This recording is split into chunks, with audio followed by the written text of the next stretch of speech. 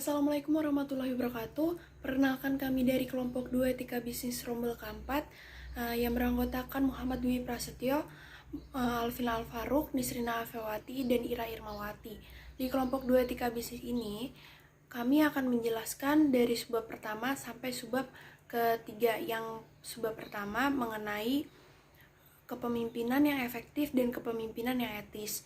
Subbab kedua mengenai membangun budaya dengan nilai-nilai, dan subbab terakhir atau ketiga mengenai pemberian mandat dan penegakan sistem hukum federal. Terima kasih atas waktu yang telah diberikan. Pada bagian ini saya akan menjelaskan mengenai kepemimpinan etis dan kepemimpinan efektif. Yang pertama yaitu kepemimpinan yang etis. Kepemimpinan etis adalah prinsip-prinsip, keyakinan, dan nilai-nilai dari yang benar dan salah, menggambarkan dasar dari perilaku organisasi, sehingga merumuskan dasar atas pemimpin memengaruhi karyawan dalam mencapai tujuan organisasi. Supaya lebih jelasnya lagi, saya akan mendefinisikan kepemimpinan etis yaitu sebagai proses memengaruhi karyawan melalui nilai-nilai, prinsip-prinsip, dan keyakinan yang secara luas berbatasan dengan norma-norma yang diterima dalam organisasi. Di sini kepemimpinan etis memiliki beberapa indikator, di antaranya yaitu yang pertama, melakukan kehidupan pribadi dengan cara yang etis. Maksudnya seorang pemimpin yang etis yaitu dalam menjalankan kesehariannya atau dalam kehidupan sehari-hari mereka melakukan kegiatan atau sebuah pekerjaannya yaitu mulai etika-etika atau norma yang berlaku. Yang kedua yaitu mendefinisikan kesuksesan tidak hanya dengan hasil tapi juga proses. Maksudnya sebuah kesuksesan itu tidak dinilai dengan hasil saja, proses itu sangat penting dalam menjadi seorang pimpinan yang etis. Yang ketiga, mendengarkan apa yang karyawan katakan. Sebuah masukan-masukan dari bawahan, dari karyawan, seorang pemimpin yang etis pastinya mereka mendengarkan apa yang dikatakan oleh bawahan atau karyawannya.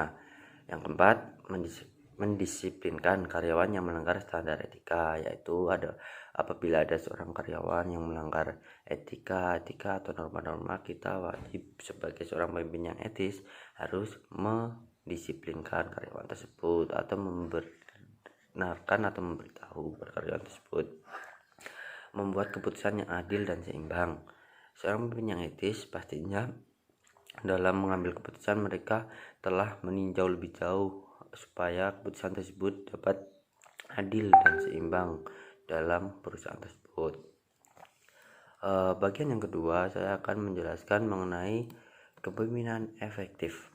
Kepemimpinan efektif berarti pemimpin menunjukkan kemampuan dalam melakukan tugas-tugas kepemimpinan sehingga seorang pengikutnya mau melaksanakan pekerjaan mempunyai dampak yang baik pada sasaran dan tujuan sebuah organisasi maupun perusahaan tersebut. Ada beberapa ciri-ciri kepemimpinan yang efektif. Yang pertama yaitu mampu mengeksploitasi dan menggunakan sumber daya lingkungan untuk menjaga kelangsungan fungsi organisasi. Maksudnya yaitu seorang pemimpin yang efektif pastinya dapat menggunakan sumber daya alam secara baik dan benar, tidak melakukan pemborosan sumber daya alam. Yang kedua, seorang pemimpin efektif memiliki ciri-ciri yaitu mampu mencapai atau merealisasikan tujuan organisasi yang mungkin banyak, beragam, berbeda-beda, dan bahkan bertentangan. Yang ketiga, mampu memenuhi kebutuhan individu atau kelompok. Seorang pemimpin yang efektif pastinya tahu porsi-porsi yang harus dibutuhkan seorang individunya sendiri dan kelompok dalam organisasi tersebut. Yang keempat, mampu melakukan penyesuaian tuntutan lingkungan. Maksud dari mampu melakukan penyesuaian tuntutan lingkungan di sini yaitu seorang pemimpin harus dapat beradaptasi terhadap lingkungan yang baru, seperti misalnya seorang pemimpin pindah dari perusahaan satu perusahaan yang lainnya, pastinya seorang pemimpin yang efektif harus cepat melakukan adaptasi di dalam lingkungan yang baru tersebut. Sekian dari saya yang dapat saya sampaikan mengenai kepemimpinan etis dan kepemimpinan efektif. Terima kasih. Ya, oke, yang selanjutnya yaitu membangun budaya perusahaan berdasarkan nilai-nilai. Budaya perusahaan sendiri yaitu nilai-nilai yang dianut dan diturunkan dalam bentuk tradisi, kode etik, lingkungan kerja, perilaku, dan interaksi dalam internal perusahaan tersebut. Dalam membuat dan mengembangkan sebuah budaya perusahaan, ada beberapa tahapan agar budaya perusahaan tersebut dapat menjadi budaya perusahaan yang lebih baik, positif, dan juga lebih teratur dan disiplin. Yang pertama, mulailah dengan sebuah tujuan.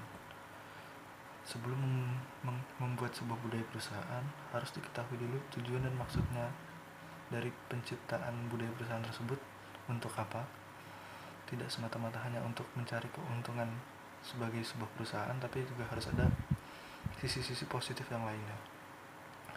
Yang kedua, menetapkan dan mendefinisikan nilai-nilai tinggi perusahaan, standar dan bahasa yang dipakai yang menunjukkan kepada tujuan jangka panjang dan lingkup yang luas. Maksud di sini yaitu hal-hal yang dibahas dan dibicarakan dalam sebuah budaya perusahaan harus berdasarkan data yang konkret agar tidak menjadi misinterpretasi dalam pelaksanaannya. Yang ketiga, teladan dari para pemimpin. Para pemimpin harus menjadi contoh bagi para bawahannya dalam menjalankan sebuah budaya perusahaan. Yang keempat, menjadikan karyawan yang berada di lapangan berhubungan dengan pihak luar sebagai duta perusahaan, bukan hanya sekedar karyawan. Bagi para karyawan yang bekerja di luar ruang lingkup perusahaan, mereka harus bisa menjaga citra baik dan menunjukkan bahwa perusahaan ini memiliki identitas yang baik dalam menjalankan sebuah perusahaannya.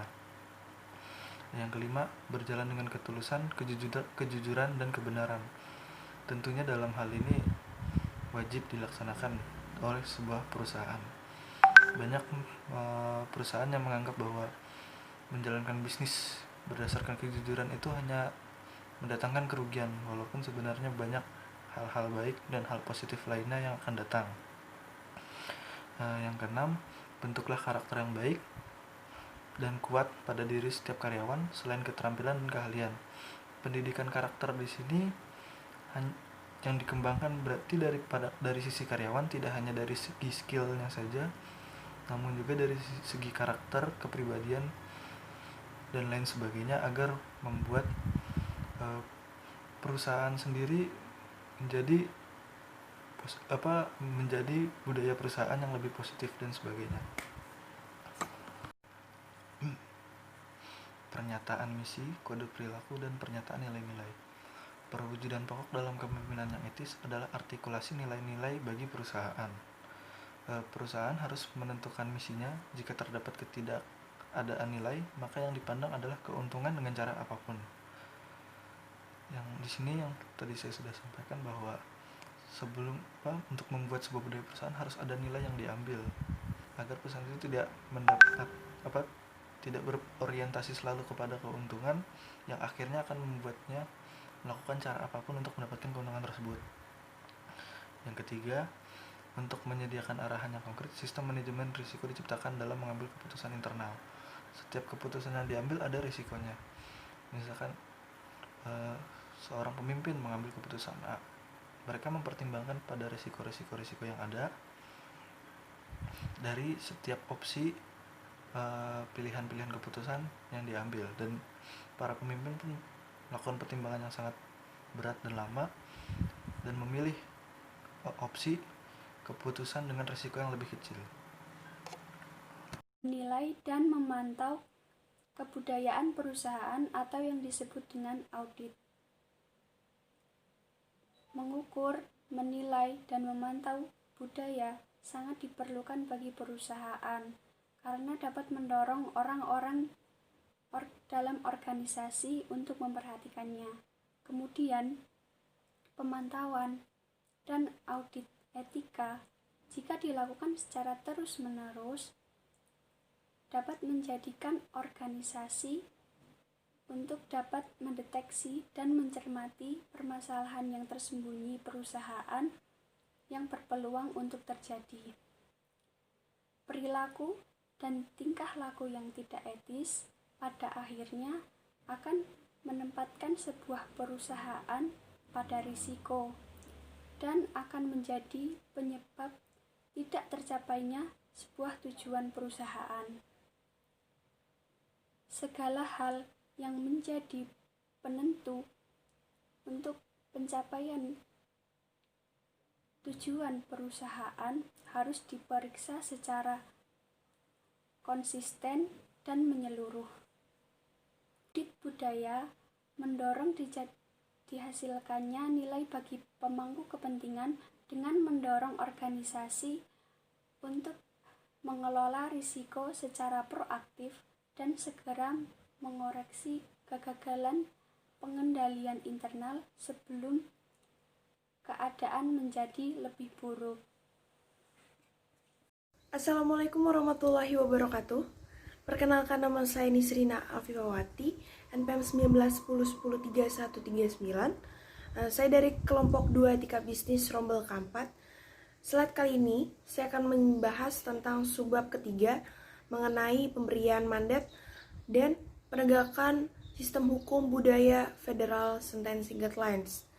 Pertama-tama, saya akan menjelaskan apa itu USSC. USSC atau singkatan dari United States Sentencing Commission merupakan agen independen dari United States Judiciary yang didirikan pada tahun 1984 yang bertujuan untuk menetapkan kebijakan dari sistem pengadilan federal. Kemudian, USSC pada tahun 1987 menetapkan Federal Sentencing Guidelines sebagai pedoman dari pemberian hukuman federal yang bersifat wajib dan diperuntukkan untuk terdakwa individual maupun organisasi. Nah, hukuman ini dapat kita ukur melalui seberapa seringnya pelanggaran atau kejahatan yang dilakukan. Hukuman ini dapat diklasifikasikan ke dalam kejahatan besar dari salah satu 43 tingkat pelanggaran yang pernah ada di sistem hukum federal. Pada tahun 2004, tepatnya bulan Oktober, terdapat kasus negara versus Booker yang melibatkan Mahkamah Agung atau MA menghilangkan elemen yang bersifat wajib yang diperuntukkan untuk individual ataupun organisasi tadi dikarenakan ketidaksesuaian antara hak dan sistem pengadilan terhadap juri yang ada di dalam ketentuan amandemen ke-6.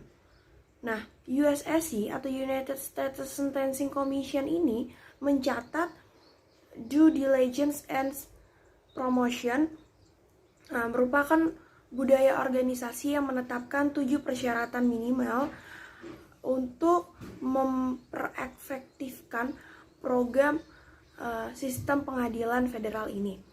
Nah, diindikasikan bahwa sistem federal ini terdapat banyak masalah. Nah, USSC ini mencatat due diligence ini yang perlu diperhatikan. Salah satu tindakannya yang pertama adalah menetapkan standar kepatuhan. Yang kedua adalah Dewan Direksi memiliki tugas dan tindakan yang harus ditanggungjawabkan.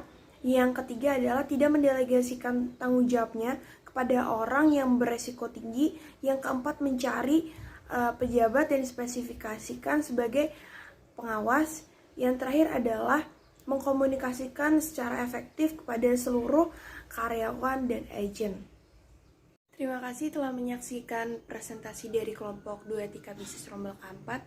Apabila ada kekurangan, kami mohon maaf dan kami mengucapkan terima kasih.